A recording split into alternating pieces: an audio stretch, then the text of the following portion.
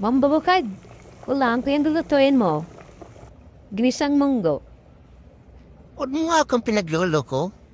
Ikaw pa nga amalingke at saka nag-prepare ng mga ingredients.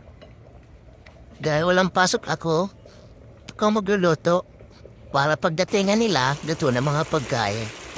Ito, ginisang munggo.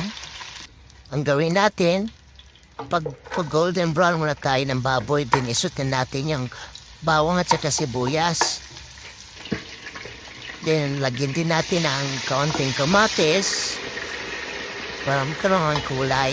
Then, ilagyan natin yung baboy na pinag-golden brown natin. Then, yung munggong pinakuluan. Then, siyempre, tempay natin. Lagyan natin ng tinapang mackerel, yung spinach. Then, pagluto na, kain na. Siyempre, hindi tayo pahuli. Mambabukad, hindi ka naman nagyayaya. Hayang ka naman.